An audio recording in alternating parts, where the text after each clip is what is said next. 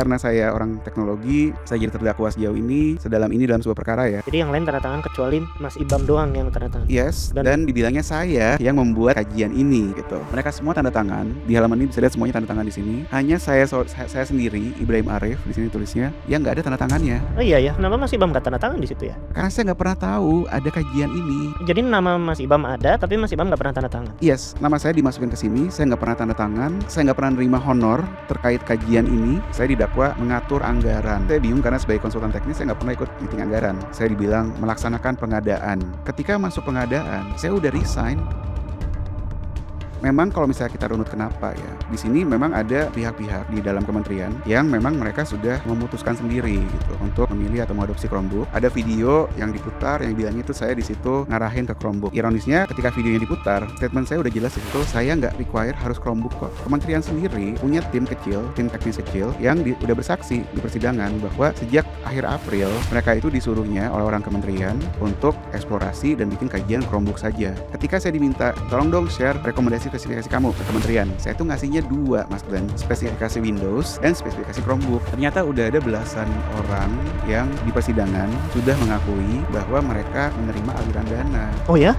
Yes, dari vendor-vendor, dari pejabat-pejabat pemerintah gitu. Vendor sendiri udah bilang mereka udah nyalurin miliaran rupiah. Pejabat-pejabat ada yang bilang bahwa ya saya transfer 0,5 miliar ke sini, saya nerimanya sekian miliar dan seterusnya gitu. Jadi alirannya sebenarnya udah terungkap. Oh ini mereka mengakui dan posisinya bukan tersangka. Iya, posisi mereka saksi. Mereka semua saksi. Cuman di meeting yang sama, memang ada pejabat yang paling tinggi di sana yang sudah mendeklarasikan bahwa ini ada pergeseran dari Windows ke Chrome dan beliau bilang ini adalah perintah dari menteri. Jadi saya bingung. Ada chat saya ya dengan Nadiem langsung nih. Oh ya. Yes. Ini tunjukin di persidangan ya, persidangan. Ketika saya dengan dia langsung, kita ngebahas buat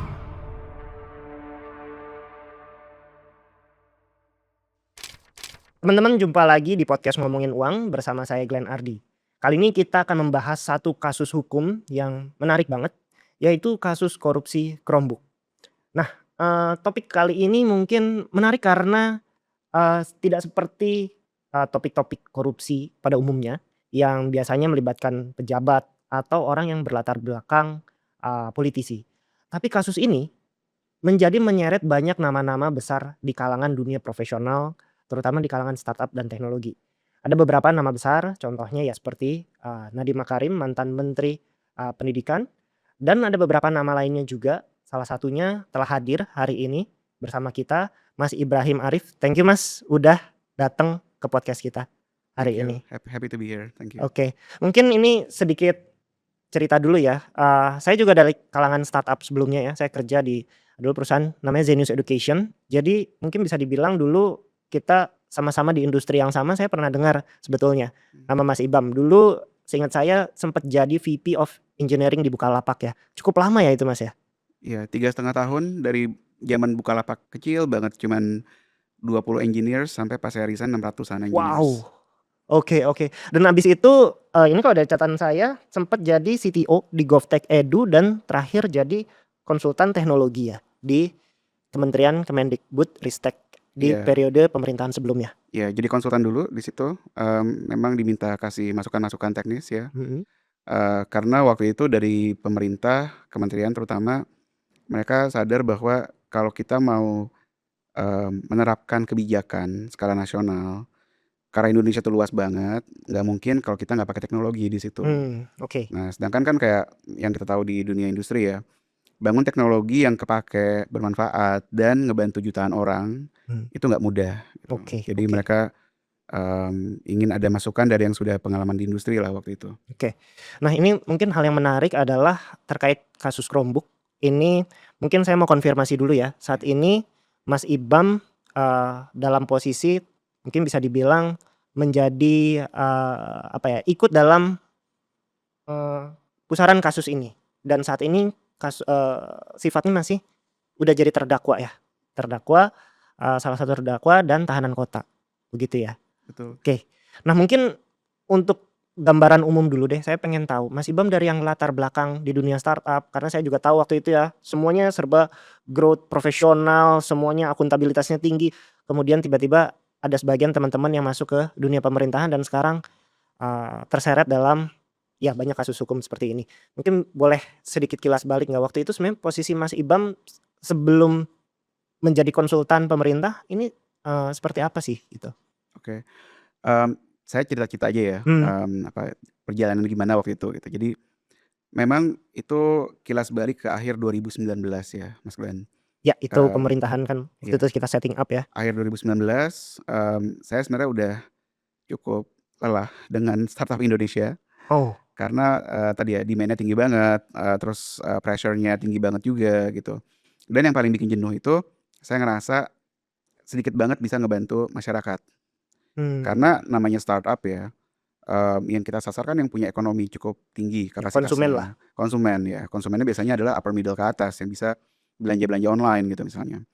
Jadinya saya ngerasa jenuh karena saya tuh pengen teknologi itu bangun atau ngebantu sebanyak mungkin orang, nggak cuman kalangan middle upper aja, yang cuman kalangan ke Mmm, atas aja gitu. Tapi saya ngerasa di Indo susah banget ngebangun kayak gitu karena memang infrastrukturnya banyak terbatas, logistik juga terbatas juga gitu. Jadi realitanya banyak startup yang nggak bisa misinya untuk ngebantu orang, harus misinya adalah ya ngetarget kota-kota besar aja gitu misalnya. hmm, oke, Nah, di tengah semua kejenuhan, saya dapet, tawaran untuk pindah ke Inggris waktu itu. oke, Jadi tiba-tiba dijapri oleh recruiter dari Facebook, tim mhm, di London waktu itu.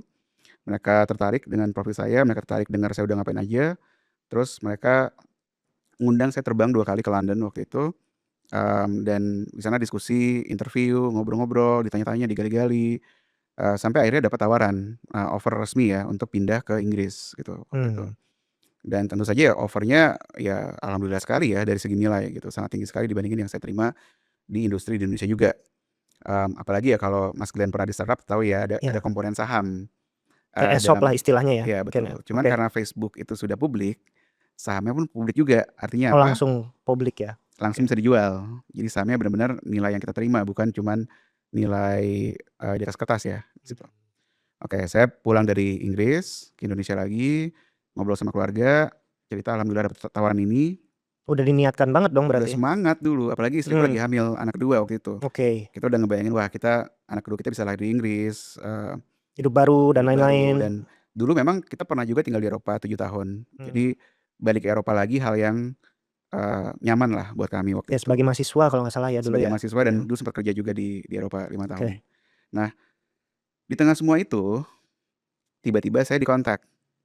Saya diberitahu ada tim di kementerian yang sedang membuat sebuah konsep atau eksplorasi untuk aplikasi pemerintah, oke, dan mereka minta masukan-masukan, dan IBAM berkenan nggak kasih masukan gitu di situ. mmm, Saya bingung kan, masa sih pemerintah bisa bikin aplikasi sendiri? Soalnya kayak kita tahu ya, aplikasi pemerintah banyak yang ya maaf ya terkenal misalnya ya ya kita semua tahulah lambat ya, atau heeh. gimana gitu, nggak Kalau misalnya reliable. ada dari swasta ya mungkin bisa jadi upgrade tersendiri begitu ya? Harapannya gitu, karena Ya, kita kan di swasta gimana pun juga itu hidup dan mati ya. Kalau misalnya kita gagal bangun aplikasi yang bagus, ya startupnya mati, kita ya, nggak bisa tumbuh bisnisnya gitu. kebayang banget, oke oke, Jadi dari situ, ya udah saya ngobrol-ngobrol, saya nanya-nanya, "Apa sih yang mau dibangun, visinya apa?" Gitu, terus setelah itu saya diajak ketemu oleh Nadiem Makarim. mmm, Nah, ini pertama kalinya saya seumur hidup ketemu dia. itu sekitar tahun? Itu di Desember 2019, udah 2 Oke, bulan dia jadi menteri. Meskipun startup itu, apa, circle-nya itu aja ya, ya, tapi saya dan Nadiem sebenarnya di 2 grup yang berbeda. Karena mmm, dia itu ada grup investor sendiri dari Gojek ya, ya sedangkan saya tuh dulu di Bukalapak, di OVO, itu tuh grup investornya beda lagi gitu. Jadi sebenarnya ya, kita kayak 2 geng ini berbeda. geng North Star itu ya itulah, Dari Grab, dari yang Grab mana dan gitu. lain-lain, oke, Ya jadi, itu kenapa saya nggak pernah kenal dia sebelumnya, ya tahu nama pastilah, tahu nama ya, dia kan ya, founder startup gitu. yes, Tapi saya nggak pernah kenal dia, nggak pernah ketemu, ketika saya diajak ke kementerian, ngobrol-ngobrol, pertama kali tuh saya ketemu sama mmm, dia, Desember 2019, itu pun setelah dia jadi menteri ya. Nah, di obrolan itu, saya diceritain visinya dia untuk teknologi di Indonesia, untuk teknologi di pendidikan ya, atau public iya, sector lah, untuk pemerintah gitu. Seperti yang saya bilang tadi, dia itu ngerasa bahwa kalau kita mau efektif, pemerintahnya bisa efektif ya, ngebantu banyak banget masyarakat, ngebantu lapisan rakyat yang di seluruh Indonesia, kita nggak bisa dengan cara-cara manual gitu. Harus, diamplifikasi dari kebijakannya dengan teknologi, teknologi. Teknologinya apa, waktu itu ada ide, kita harus bangun sesuatu seperti super app gitu. Super app itu konstelasi aplikasi yang saling terhubung dan saling membantu Ya. untuk stakeholder pendidikan. Kalau kita lihat aplikasi pemerintah kan banyak yang sayangnya berdiri sendiri-sendiri ya. Iya iya. Ya, karena memang ya dibangun oleh tim yang terpisah-pisah dan nggak ada satu visi yang, besar, ini harus bisa apa sih aplikasi seperti ini. Mmm. Nah itu yang, cukup menarik buat saya waktu itu ketika diceritain visi itu ya. Karena pertama kalinya saya ngerasa teknologi bisa dibangun untuk mereka yang di pelosok-pelosok sekalipun. Kalau tadi Oke. saya ngerasa jenuh ya, teknologi cuma bisa ngebantu masyarakat kota-kota besar, pertama kalinya nih, nggak usah mikirin soal ekonomi karena bisa fokus ke pelayanan masyarakat, yaitu ngebangun teknologi untuk kota-kota kecil, untuk daerah-daerah sekalipun gitu. Oke. Mas Ibam, mungkin ini saya mau sekalian direct nanya ya, karena kita bicara soal kasus korupsi Chromebook. Mmm, Sebetulnya posisi Mas Ibam dalam, pusaran kasus ini, role-nya tuh sebagai apa jadinya? Apakah sebagai bagian dari kementerian diajak, eee, Mas Nadiem atau mungkin, lembaga-lembaga tertentu gitu? Posisinya Mas Ibam ini sebagai apa dan kewenangannya apa? Kok bisa sampai ya menjadi terdakwa? oke jadi, mmm, setelah saya tadi ceritain visi-visi tadi ya, Mmm. oke ini menarik nih, kita bisa bangun sesuatu nih buat Indonesia. Saya diajak ngobrol dengan sebuah yayasan. Mmm. Jadi posisi saya di sini adalah sebagai konsultan yayasan. Saya bukan pejabat, bukan staf khusus, bukan bagian dari kementerian, tapi murni sebagai konsultan dari yayasan tersebut. Bisa dibilang swasta lah di situ. Oke Nah, yayasannya itu punya kerjasama dengan kementerian MOU ya. oke. Nah, cuman, mmm, sudah dipastikan juga ya waktu itu dan udah keluar juga di kesaksian, pekerja-pekerja yayasannya, bahwa semua pendanaan yayasan itu nggak ada dari APBN. Semuanya itu murni dari donasi-donasi CSR, perusahaan-perusahaan yang peduli dengan pendidikan, dan perusahaannya juga nggak ada yang ada konflik kepentingan dengan pengadaan gitu. Mmm. Kemarin disebut perusahaan itu Jarum Foundation salah satunya, atau Wardah salah duanya gitu.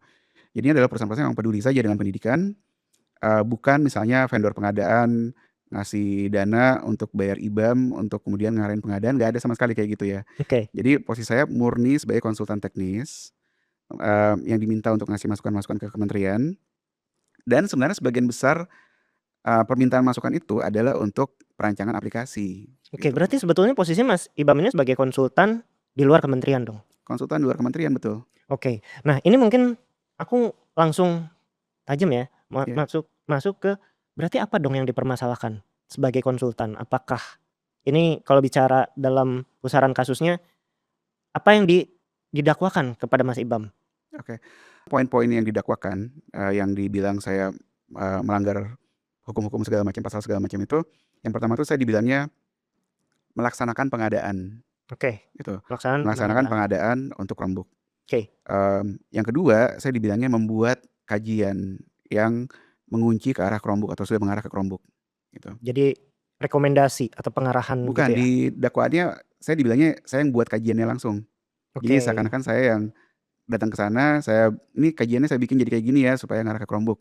Itu yang ada di dakwaannya. Oke. Yang ketiga, ini saya paling bingung sih ya, saya didakwa, mengatur anggaran. Dan ini saya Mmm. bingung karena sebagai konsultan teknis saya nggak pernah ikut meeting anggaran, gitu di situ.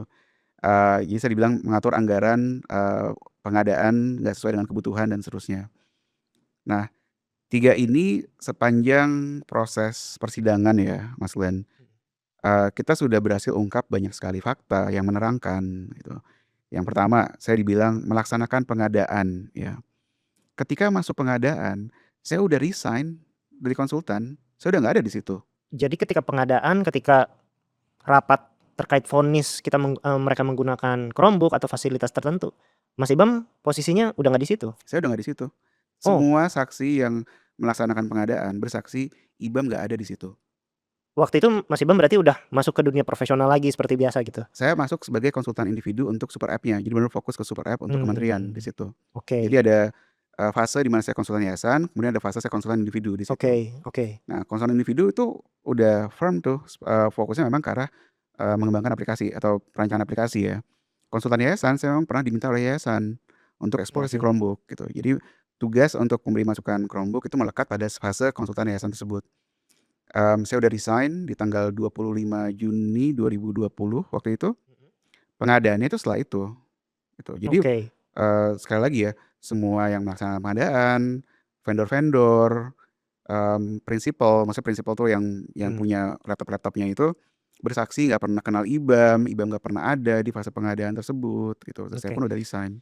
Mas Iqbal, mungkin aku mau nanya. Jadi sebagai konsultan ya, apa dong output yang Mas Ibam hasilkan? Dalam arti mungkin nih orang berkesimpulan bahwa karena Mas Ibam mengeluarkan output tertentu, sehingga itu menjadi vonis gitu, bahwa oh kita harus memakai fasilitas tertentu nih, software tertentu, produk tertentu gitu, Chromebook dalam hal ini gitu, sehingga waktu itu oh ini rekomendasi dari konsultan dan lain-lain gitu. Sebenarnya output yang dikeluarkan Mas Ibam itu seperti apa sih? Oke, ini agak saya coba kontrasin ya di sini ya, Ya, antara output dengan yang narasi yang ada gitu di sini. oke. Pertama dari narasinya sendiri ya. Narasinya adalah output saya itu kajian yang sudah mengarah ke Chromebook. Itu narasi yang beredar, itu yang ada di surat dakwaan juga Oke. gitu. Mmm, dan kajiannya itu dibilangnya saya yang membuat kajiannya di situ ya.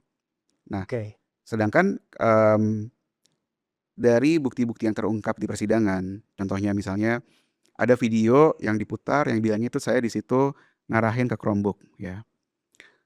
Ironisnya ketika videonya diputar, Mmm. statement saya udah jelas di situ, saya nggak require harus Chromebook kok. Itu udah ada di persidangan Di terungkap? persidangan, ini semua fakta persidangan. Saya tentu nggak akan buka kalau bukan fakta persidangan ya. Dan Oke. sidang kan terbuka untuk publik, jadi nggak ada rahasia-rahasiaan di sini. Terus ada presentasi saya ditampilkan videonya ya gitu. Di situ dibilangnya adalah, narasinya adalah itu udah mengarah ke Chromebook. Saya untungnya masih punya tuh dokumen lama, saya tunjukin dokumennya, nggak ada sama sekali yang mengarah ke Chromebook. Secara operating system netral di situ. Itu ada spesifikasi hardware semua di situ. Memang kalau misalnya kita runut kenapa ya, di sini memang ada, pihak-pihak di dalam kementerian yang memang mereka sudah, memutuskan sendiri gitu untuk memilih atau mengadopsi Chromebook, Oke. dan ini terungkap juga di persidangan, ternyata mereka udah bikin dari sejak awal Mei, kajian yang mengarah ke Mhm. Chromebook. Jadi ini berbeda ya dengan narasi ya, dengan fakta yang terungkap. Oke.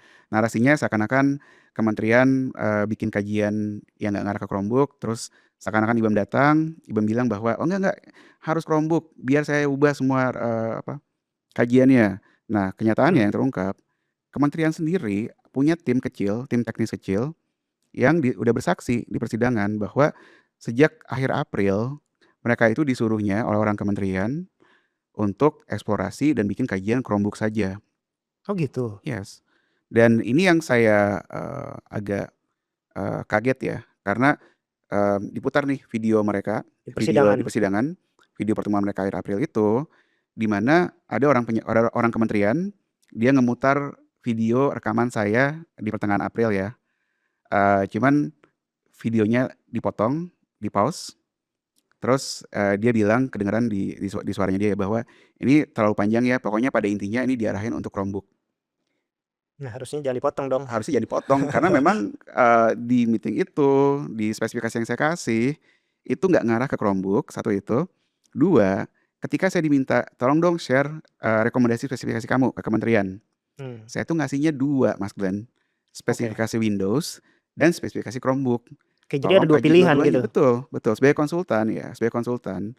Tentu kita bisa bilang bahwa, oke, opsi A ada kelebihan kekurangan, opsi B ada kelebihan kekurangan, tapi keputusannya balik lagi ke kementerian. Jadi vonisnya nggak di Mas Ibam dong? Tentu tentu, saya cuman kasih masukan dan ini semua terdokumentasi rapih ya. Ketika saya Mmm. kasih masukan itu, ternyata dari orang ini, saya nggak tahu dia, interpretasinya apa ya, cuman dia menyimpulkan sendiri bahwa yang IBAM rekomendasikan cuman Chromebook, jadinya yang kita survei, yang kita kaji Chromebook saja gitu di situ. Saya baru tahu ini belakangan ya gitu, dan ketika, dilihat kronologinya, setelah mereka bikin kajian Chromebook di awal Mei itu, ini tim tim teknis kecil itu ya yang keluar Mmm. bersaksi di persidangan, baru setelah itu ada kajian yang mengarah ke Windows.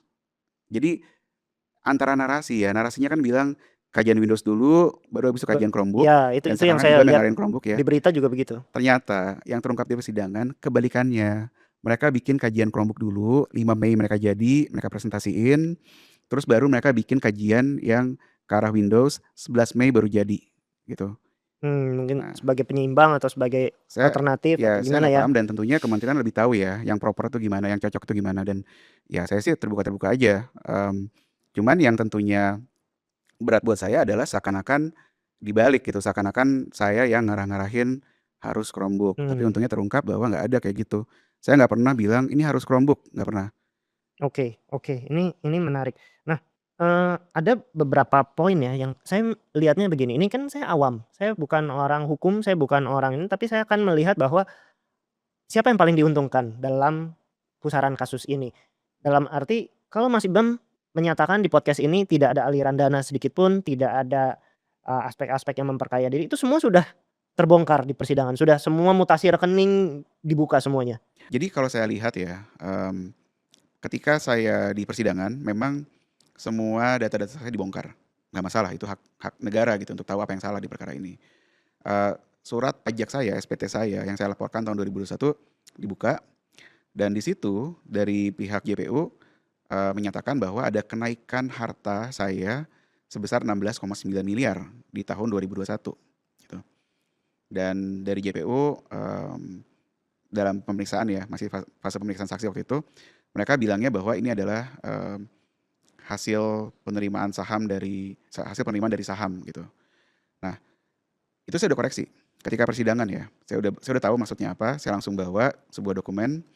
Kalau misalnya teman-teman ingat, tahun 2021, ada satu perusahaan teknologi yang IPO, yaitu Bukalapak, tempat saya dulu bekerja ya. Bahkan Bukalapak adalah unicorn pertama yang IPO waktu itu. GoTo tuh baru IPO tahun 2022. Nah, 2021 Bukalapak IPO, saya sebagai salah satu pemegang saham awal, melakukan konversi hak saham saya yang tadinya privat ya, di Bukalapak menjadi saham publik gitu, karena itu bagian dari proses IPO. Dari situ saya harus mendeklarasikan dong, karena kan sebelumnya kalau saham privat itu ya, saya nggak bisa jual gitu, kasarnya ya. Karena kan, nilainya terkunci gitu, siapa yang mau beli juga saham saham private kayak gitu. Ketika masuk publik, memang harus dikonversi dan harus dideklarasikan. Saya deklarasikan sebagai warga negara yang baik, saya bayar pajaknya juga, jadinya saya masukkan ke dalam SPT saya gitu, agar semuanya transparan. Nah, saya udah jelaskan itu bahwa nilai 16,9 miliar yang saya terima di tahun 2021 itu murni dari saham Bukalapak saya yang saya terima jauh sebelum saya jadi konsultan di Kemendikbud, yang tidak ada kaitannya sama sekali dengan, perkara ini, dengan Chromebook ataupun dengan Gojek ya gitu. Bahkan Bukalapak dan Gojek bisa dibilang kompetitor gitu, jadi nggak ada afiliasi sama sekali di situ.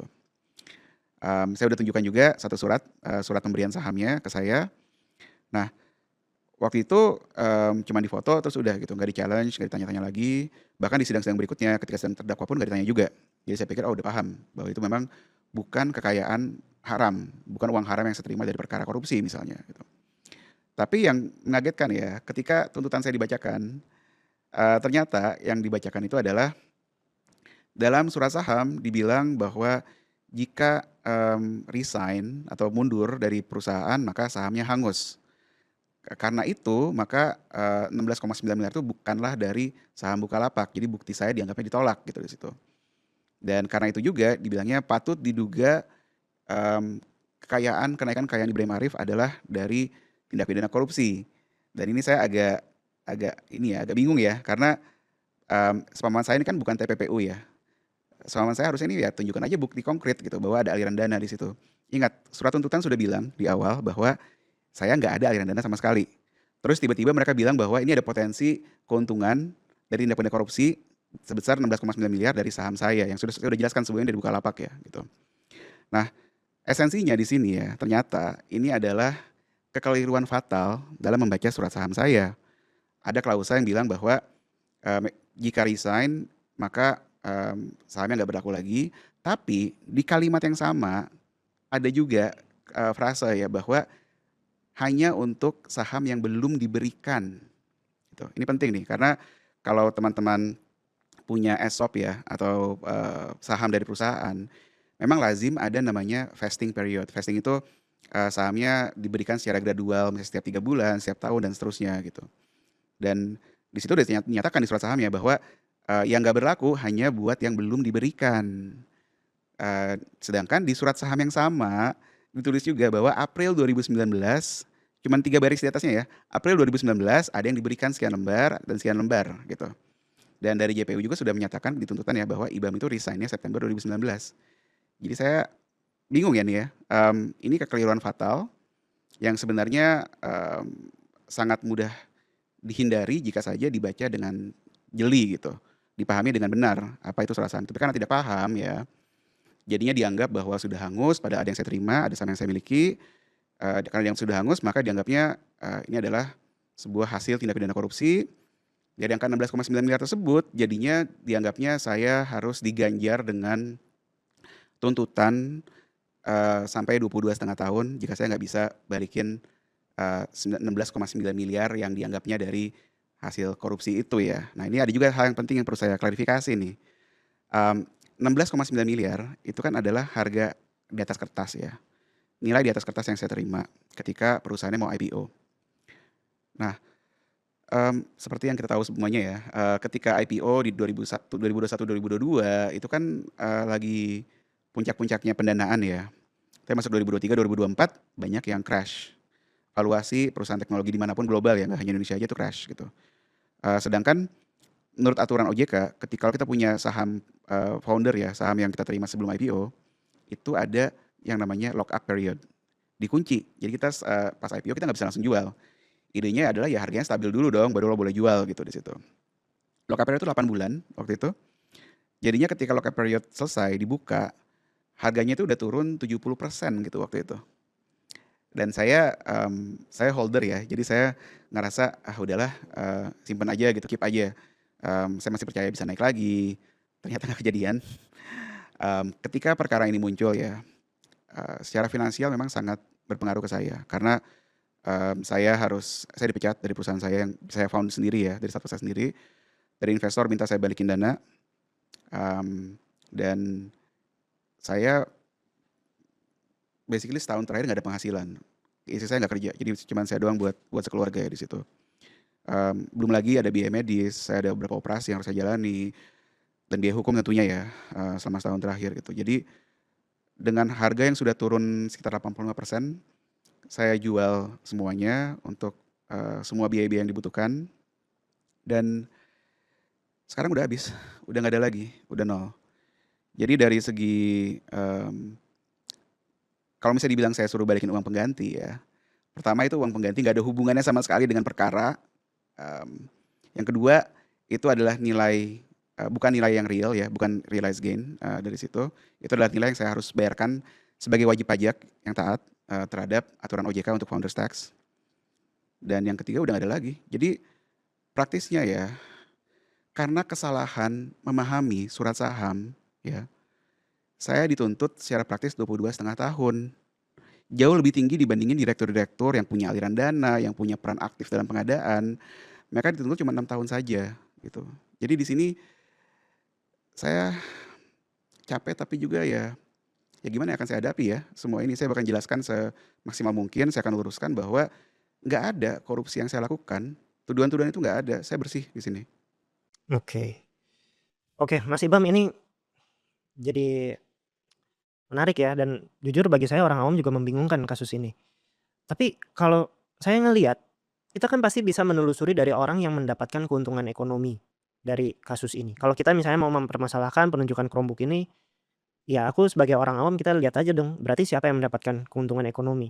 Dan apakah orang-orang yang mendapatkan keuntungan ekonomi ini juga ikut masuk ke dalam persidangan sebagai tersangka atau sebagai terdakwa atau ini, karena kan ya logika orang awam akan melihat dari aspek kacamata siapa yang paling diuntungkan dulu untuk kita bisa menyasar. Nah dalam hal ini mungkin bisa kasih kejelasan nggak, kalau dalam tadi Mas Ibam cerita, oh saya nggak ada aliran dana, boro-boro keuntungan ekonomi, justru saya malah kolaps dan lain sebagainya secara finansial. Tapi bagaimana dengan mereka yang mungkin dapat keuntungan ekonomi? Apakah ada ini dalam kasus ini? Oke.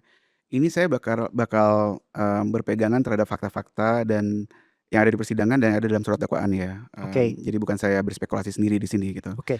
Jadi kalau kita lihat surat dakwaan, memang ada 2 kelompok lah kurang lebih di sini ya. Pertama, Nadiem sendiri yang katanya menikmati keuntungan yang sepanjang perjalanan sidang, saya baru tahu juga klaimnya itu adalah dari investasi Google ke Gojek gitu. Nah ini hal yang sebenarnya dari saya sih sangat mudah saya jelaskan ya, bahwa saya nggak ada konflik kepentingan karena saya sama sekali nggak tahu internal investasinya Gojek gitu. Ya karena Mas Ibam nggak bekerja di situ kan, Mas Betul, Ibam orang Bukalapak. dan saya kompetitor. Kompetitor tuh nggak boleh Mhm, tahu, aktivitas investasi perusahaan itu gitu. Jadi, oke. ya saya nggak pernah tahu itu, saya nggak pernah tahu Nadiem ada investasi sebesar itu gitu. Jadi, di situ bisa menjelaskan ya, mudah-mudahan bisa menjelaskan bahwa memang nggak ada faktor konflik kepentingan, nggak ada faktor saya berusaha memperkaya Nadiem gitu. Buat saya itu aneh sekali, Iya ada aneh juga. pemikiran seperti itu ya, Oke. gitu. Yang kedua, memang ini dari fakta persidangan ya, ternyata udah ada belasan orang yang di persidangan sudah mengakui bahwa mereka menerima aliran dana. Oh ya? Yes, dari vendor-vendor, dari pejabat-pejabat pemerintah gitu. Vendor sendiri udah bilang mereka udah nyalurin miliaran rupiah. Pejabat-pejabat ada yang bilang bahwa, "Ya saya transfer 1,5 miliar ke sini, saya nerimanya sekian miliar," dan seterusnya gitu. Jadi alirannya sebenarnya udah terungkap, Jadi mmm, bukan hanya terungkap secara ini bahkan sudah diakui.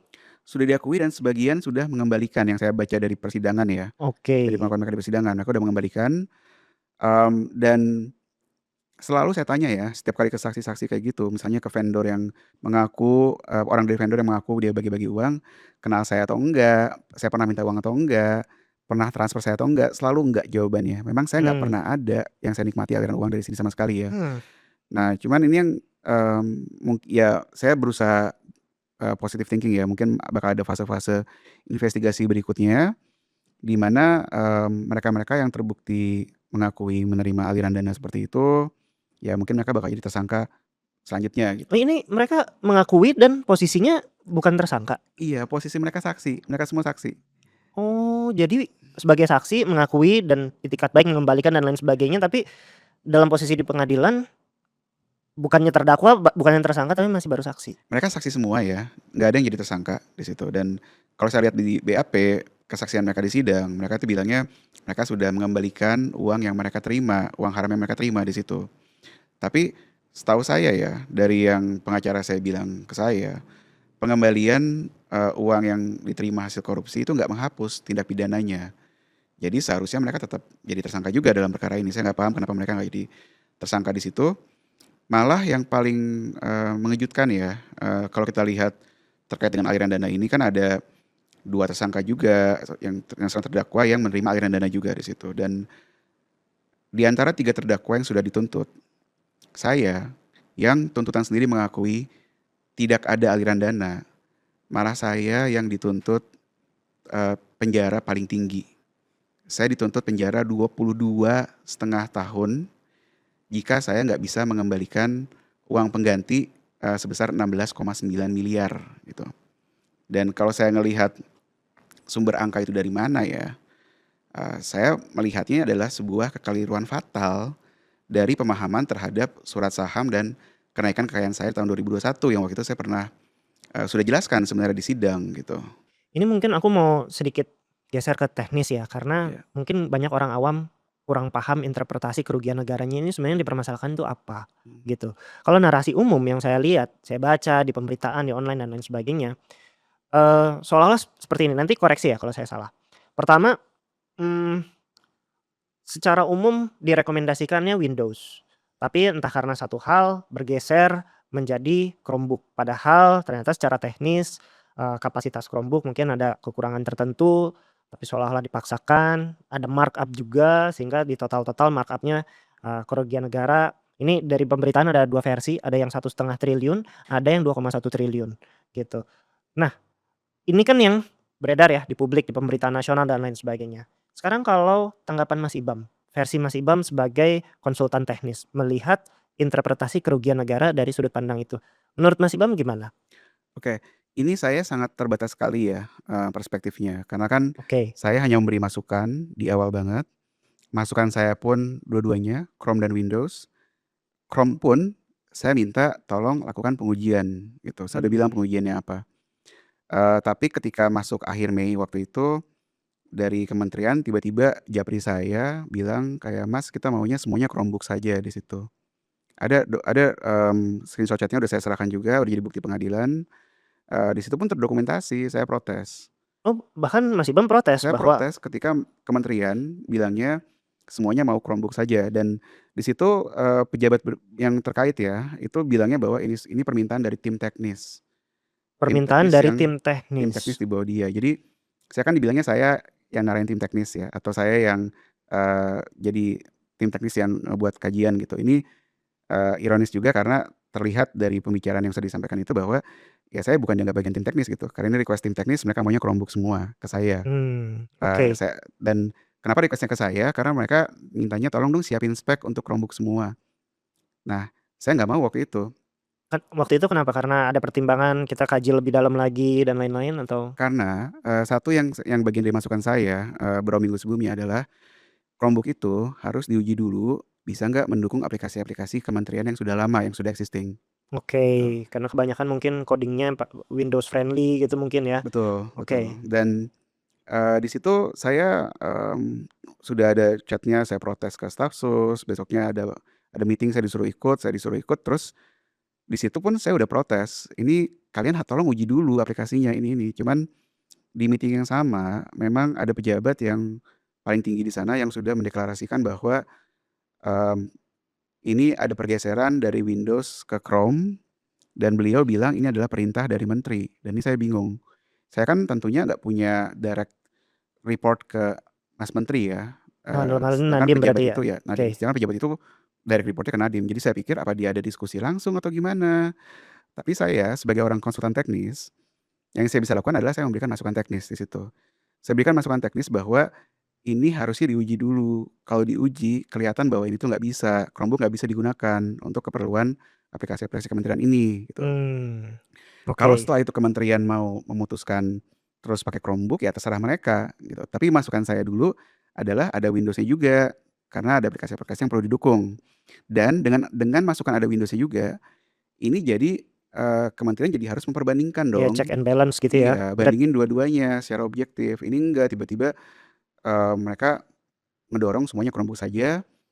Di meeting itu, eee, cuman saya yang, mengingatkan bahwa ini tuh nggak bisa gitu. Sedangkan yang lainnya Oke. tuh udah kayak terhipnotis mungkin ya, mereka udah ngikut aja semuanya Chromebook di Jadi situ. udah kayak seolah ada final say gitu, ada Seolah-olah, betul, seolah-olah di akhir Mei itu sudah ada final say, semuanya harus ngikutin, saya doang yang bilang bahwa ini nggak works secara teknis. Oke, tapi kalau bicara hitam di atas putih ya, itu Mhm. apakah kewenangannya Mas Ibam merekomendasikan Chromebook, Mas Ibam probably let's say tanda tangan sesuatu, menyatakan secara tertulis, hitam di atas putih dan lain sebagainya, sehingga jadinya memang mengarahkan secara logika hukum ke Mas Ibam gitu? Ya, secara kewenangan memang tidak ada dan tidak pernah ada saya untuk bisa mengarahkan gitu. Dan ini yang, kontras ya yang kita lihat jadinya. Mmm, Pejabat-pejabatnya ada yang bilang bahwa, "IBAM yang ngarahin kita untuk milih Chromebook." Mereka ada yang bilang seperti itu. Ketika kita bawa ya bahwa ini di akhir Mei, ketika ada apa, perintah dari pejabat paling tinggi di saat itu untuk semuanya jadi Chrome, IBAM protes di situ. IBAM bilang harus diuji dulu, yang ternyata nggak pernah dilakukan pada akhirnya pengujian itu oleh mmm, kementerian ya. Di situ dari situ aja udah kelihatan gitu. Kalau saya dibilang mengarahkan, kenapa saya diignore? tapi Mas Ibam tanda tangan something nggak? Atau Ya, sesuatu yang di jadi ya, ini ada satu hal yang saya baru ketahui sekarang ya. ya, Jadi di meeting akhir Mei itu meeting terakhir yang saya ikuti ya, terkait perencanaan, spesifikasi untuk, pengadaan itu ya di situ.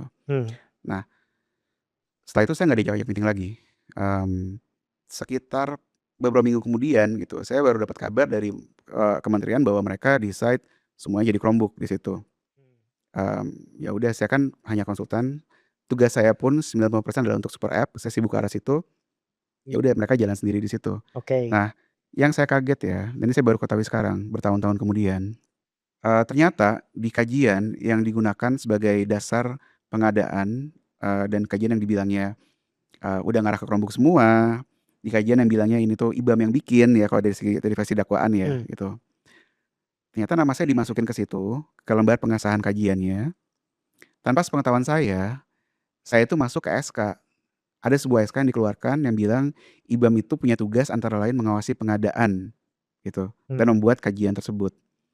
oke. Ini saya kaget karena saya nggak pernah bikin dokumen kajian tersebut, ya. Jadi itu bukan Mas Ibam yang buat? Bukan saya yang buat, dan ini dari, kesaksian yang muncul ya, kesaksian yang muncul bilangnya bahwa, ya ini arahan-arahan IBAM gitu, ini ada meeting dengan IBAM. Saya udah tunjukin di, di persidangan ya, bahwa yang ditanya ke saya itu cuman mereka ambil potongan-potongan kecil, minta masukan, saya komentar 1, 2 kalimat, udah Hmm. gitu. Jadi nggak ada saya di situ, buat kajian sama sekali. Dan kalau saya boleh Hmm. mempertunjukkan satu saja bukti yang saya Boleh punya dong, ya. boleh dong. Jadi dari dokumen, kajian yang dibilangnya IBAM yang bikin, ngarah ke Chromebook gitu, di lembar pengesahannya, ini saya sekalian tunjukkan ya, Ya mungkin nanti boleh. bisa di-zoom in juga gitu di Mhm. situ. Di lembar pengesahannya ada anggota tim teknis tadi, yang tim teknis termasuk tim teknis kecil yang gerak sendiri tadi itu, yang saya nggak pernah tahu saya masuk ke sini. Mereka semua tanda tangan, di halaman ini bisa lihat semuanya tanda tangan di sini. Hanya saya sendiri, Ibrahim Arif di sini tulisnya, Mmm. yang nggak ada tanda tangannya. Oh iya ya, kenapa Mas Ibam nggak tanda tangan di situ ya? Karena saya nggak pernah tahu ada kajian ini. Jadi nama Mas Ibam ada, tapi Mas Ibam nggak pernah tanda tangan? Iya, nama saya dimasukkan ke sini, saya nggak pernah tanda tangan, saya nggak pernah nerima honor terkait kajian ini, ya. Saya nggak pernah dengan sadar saya menandatangani, ya saya menyetujui tugas pembuatan kajian atau review. Saya nggak pernah ada berita acara serah terima bahwa saya bikin kajian ini, terus mana honor saya gitu, nggak pernah ada sama sekali. Jadi yang lain tanda tangan kecuali Mas Ibam doang yang tanda tangan? Yes, Dan dan dibilangnya saya yang membuat kajian ini, gitu. Jadi ini bagi saya adalah, salah satu, bukti terkuat juga ya untuk menunjukkan bahwa saya memang nggak ada peran di sini. Saya hanya Mmm. memberi masukan, masukan saya pada akhirnya nggak didengar, karena kementerian mutusin lanjut aja dengan Chromebook, pengujian yang saya minta nggak pernah dilakukan, dan, mmm, ya pada akhirnya, eee, saya nggak pernah tanda tangan apa-apa gitu di sini. Iya ya, Logikanya ya, aneh banget kalau ya. saya mau mengarahkan supaya kajian ini, wah harus Chromebook nih gitu. Mmm. Saya pasti bakal tanda tangan ini dong, karena kan Ya saya sekalian mau bareng-bareng sama yang lain memastikan gitu. ya, saya mau Heeh. memastikan benar nggak sih kajiannya jadi ini. Mmm. Ini saya nggak tanda tangan sama sekali, saya nggak pernah tahu ini, saya baru tahu ini 5 tahun kemudian. Ketika Ya. perkara ini muncul, saya baru tahu ternyata ada review dokumen kajiannya yang ngarah ke Chromebook itu. Saya nggak pernah dikasih lihat dokumen itu sebelumnya, saya nggak pernah tanda tangan juga gitu.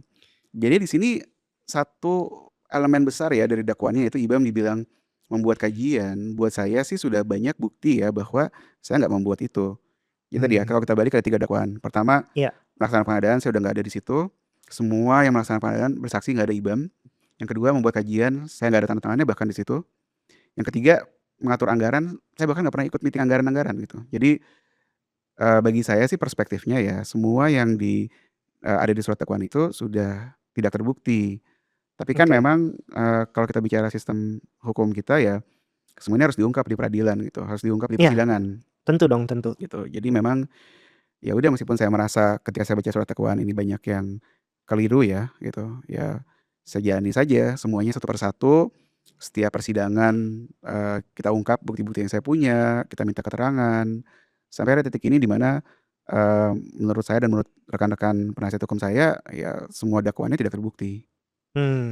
Oke, oke. Ini menarik ya. Ini udah berapa lama Mas, proses ini masuk ke dalam kehidupan Mas Ibam nih? Saya pertama pertama digeledah itu 23 Mei 2025 ya, Oke, berarti sekitar udah hampir setahun lah hampir setahun. sekarang gitu, dan memang berat sekali, jalanin semua ini ya, apalagi di awal-awal ketika narasinya liar ke mana-mana, saya nggak ada kesempatan menjelaskan atau membela diri atau menunjukkan bukti-bukti yang Mmm. ada gitu. Mmm, tapi sekarang setelah ngejalanin semua ini selama setahun ya, hampir setahun, saya merasa mungkin ada hikmahnya juga gitu. Karena, Mmm. satu yang saya lihat, eee, sistem hukum kita itu sangat sangat kewalahan dengan informasi-informasi yang ada. Iya. Ketika saya menerima berkas-berkas pemeriksaan untuk keperluan persiapan Mmm. sidang, ada lebih dari 200 saksi yang diperiksa, ada lebih dari 4.000 halaman, Banyak banget ya? iya, berita pemeriksaan gitu, dan saya udah nggak ada apa-apa lagi, udah habis harta saya. Saya nggak bisa ngebayar tim legal yang punya puluhan orang untuk ngegali-gali semua dokumen itu dalam waktu singkat ya gitu. Oh iya. Jadinya waktu yang saya lakukan adalah Saya karena latar belakang saya teknologi ya, dan saya Mmm, pernah mmm. ngebangun berbagai macam sistem AI juga di startup sebelumnya, di Bukalapak dulu gitu. Jadinya yang saya bangun adalah sebuah AI yang bisa ngebantu nganalisa informasi yang sangat luas itu dan membuat terang perkaranya gimana, gitu. Jadi ibaratnya nganggur setahun, Mas dihadapi sama tantangan, ya udah deh sekalian aja diaplikasikan ilmunya gitu. Yes, daripada saya stres sendiri ya. Tapi di sisi lain ini saya melihat ya, saya ngebuat itu bukan buat nyalahin. Saya ngebuat AI itu bukan buat, "Hey tolong dong, cari kesimpulan buat nyalahin orang," gitu, nggak buat itu.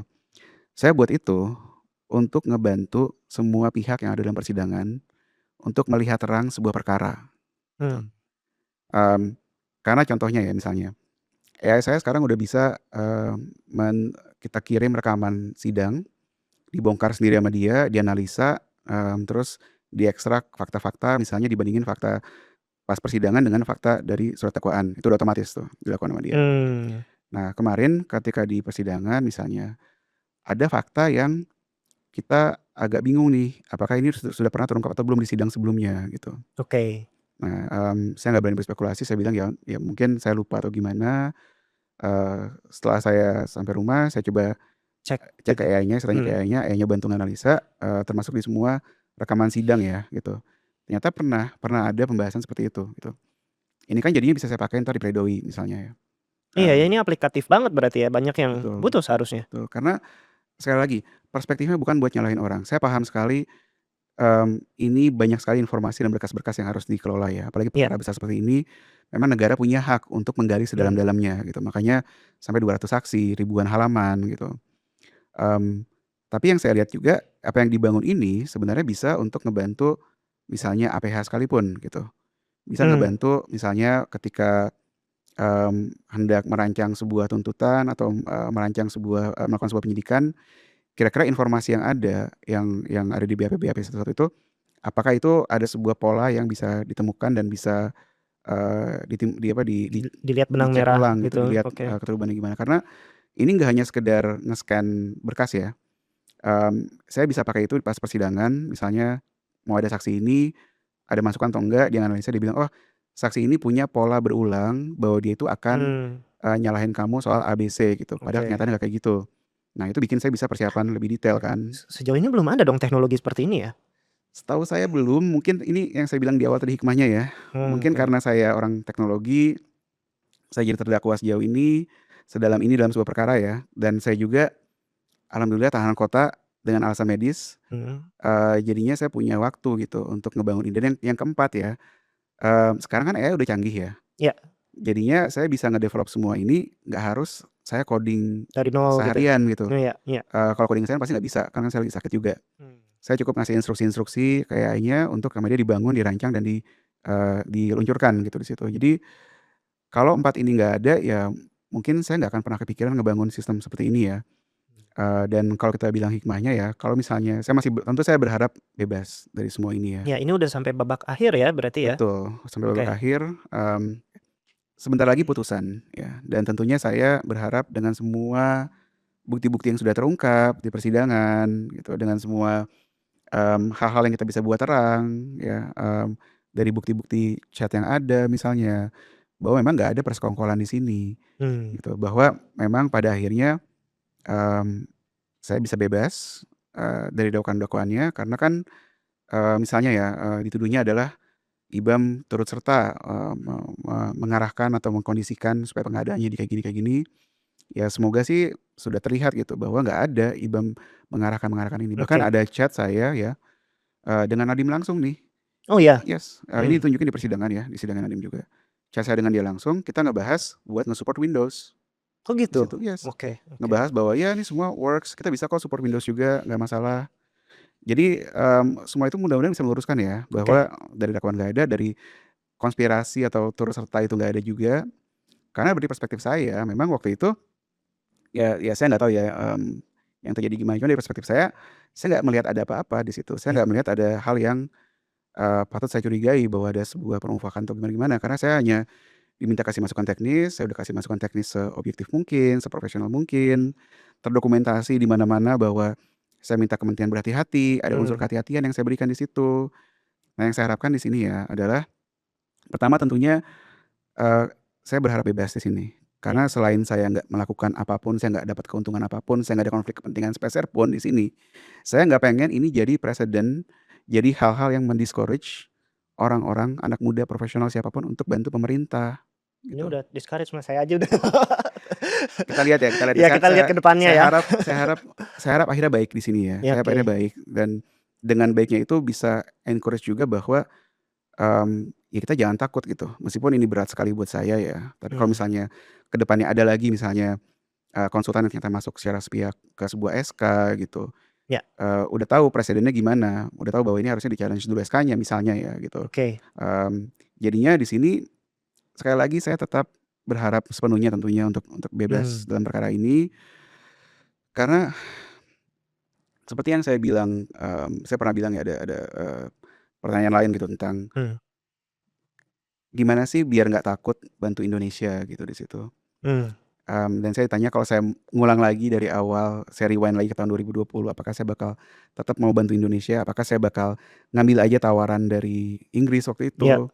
Apakah saya oh ini ada satu lagi nih, jadi apakah, di tengah jalan ketika saya kasih semua masukan itu, ada, sebuah startup Indonesia yang nawarin saya, eee, ajakan untuk join ke Jadi ada startup-nya. opportunity lain sebenarnya. Pada saat itu banyak opportunity lain sebetulnya ya? Betul, banyak opportunity lain, mmm, ini saya udah terungkap di persidangan juga ya, beliau bersaksi di sidang saya, bahwa waktu itu saya di-offer angka yang saya sangat bersyukur sekali dia mempercayakan saya dengan tawaran seperti itu, eee, gaji sebesar Rp280 juta, saham sebesar 80 miliar waktu itu. Oh ya? Ya dan itu saya bukan keluarga berada yang bisa mengesampingkan 80 miliar gitu aja ya. Ini boleh diceritakan lebih detail Oh, oke perusahaannya oke. atau apa? Jadi perusahaannya namanya Amarta, itu Oh ya, perusahaan Marta, fintech ya, oke. yang bersaksi kemarin adalah CEO-nya langsung, Mas Taufan, dan mereka memang waktu itu, sedang berusaha untuk scale up ya, ingin tumbuh Iya lagi iya. bisnisnya. Memang pada masa itu memang, ya banyaklah fintech-fintech yang jadi rockstar-nya pada zamannya ya. Betul, dan waktu itu kan banyak user yang makin membludak Hmm. gitu. Secara teknologi mereka ingin upgrade di situ. Jadinya, diajak Dan ini ngobrol-ngobrol. nilainya jauh lebih tinggi daripada fee konsultasi atau, eee, membantu dalam apa, dari Kemendikbud, pemerintahan itu, Sangat kalau ya, dibandingkan? sangat jauh lebih tinggi dan itu nilai yang saya nggak pernah lihat seumur hidup ya. Hmm. Saya, mmm, itu hal terberat yang pernah saya tolak, ya. Saya Hmm. istiqoroh, saya bicara sama keluarga saya gitu waktu itu dan pertimbangan saya waktu itu adalah, saya kan bantu-bantu ke kementerian, ke pemerintah ini karena visi tadi di awal ya, teknologi harus bisa bantu rakyat sebanyak mungkin. Itu tahun 2021 waktu itu saya Ya tawarinnya. konteksnya pada saat itu ya, Ya, lagi konteks tahun pandemi. 2021 sedang Mhm. pandemi, banyak yang bisa dibantu di situ, tapi yang kita kembangin belum selesai. Misi Mmm. yang saya bilang di awal itu belum selesai waktu itu, dan saya nggak mau ninggalin misi itu tengah jalan. Jadi dengan sangat berat hati dan sangat minta maaf ke CEO tersebut, saya tolak tawarannya.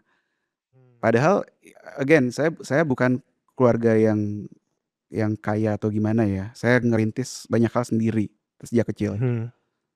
dan saya nggak pernah, eee, maksudnya kalau saya punya kekayaan segitu ya saya nggak nggak khawatir lagi tentang semua kebutuhan keluarga saya tentunya, karena saya nggak pernah punya, Mhm. harta sebesar itu gitu. Jadinya ini bukan saya tolak karena, "Oh saya udah punya duit sebanyak," nggak, ini berat sekali ditolaknya waktu itu, tapi kenapa saya tolak, karena memang belum selesai misi kita untuk bantu Indonesia. Karena integritas waktu itu memang lagi di tengah-tengah proses pembuatan Karena aplikasi dan tanggung betul, jawab Mas Ibam sebagai dan profesional. dan kita masih tengah-tengah pandemi, teknologi masih bisa bantu lebih banyak saya ngerasanya. Ya saat itu 2021 memang lagi pandemi lagi gila-gilanya. Saya Yes masih ingat waktu itu. yes, dan ya udah saya tolak dengan niat baik ya, dan Mhm. sekarang saya dituduh korupsi, saya dituduh, dituduh, Memperkaya mmm, diri dan lain-lain. memperkaya diri nggak masuk dakwaan sih ya, tapi saya Oh. dituduh, saya melakukan semua ini untuk memperkaya pihak lain contohnya gitu, Mmm. dan saya hanya berharap ya, saya kembalikan ini ke Yang Maha Kuasa, semua fakta-fakta sudah kita buka di persidangan, semua yang saya ketahui, ilmu-ilmu yang saya punya, sudah saya kerahkan semaksimal mungkin untuk membuat terang perkara ini gimana. Semua bisa ngelihat pengorbanan apa aja yang saya ambil untuk bantu negara ini. Saya hanya berharap ini bisa berakhir baik. Oke. Saya hanya berharap bahwa semua ini menjelaskan dan menerangkan bahwa saya nggak ada peran apa-apa Hmm. dalam tindak pidana korupsi yang ada. Saya sudah seprofesional mungkin dan saya berharap akhirnya ini bisa menunjukkan profesional lain, konsultan-konsultan, semua yang mau bantu pemerintah buat jangan takut untuk bantu Hmm. pemerintah, Oke. gitu. Mas Ibam makasih banget insight-nya. Ini sesuatu yang jujur aja saya dengernya aja bingung ya. Dari tadi saya mau menanyakan sesuatu tapi Mas Ibam kelihatannya udah sangat siap dengan semua data-data, dengan semua ini. Saya tadinya mau cecer Mas Ibam, tapi Mas Ibam kelihatannya udah hafal semua seluk-beluk dari ini, bahkan jauh lebih lengkap daripada, eee, pemberitaan di publik gitu. Oleh karena itu makasih banget udah sempatkan waktu di podcast ini. Sayang sekali karena memang keterbatasan waktu, kita akhiri sampai di sini. Makasih banyak sekali lagi Mas Ibam. Teman-teman dari Ngomongin Uang, thank you atas perhatiannya. Kita ketemu lagi di episode berikutnya. Bye.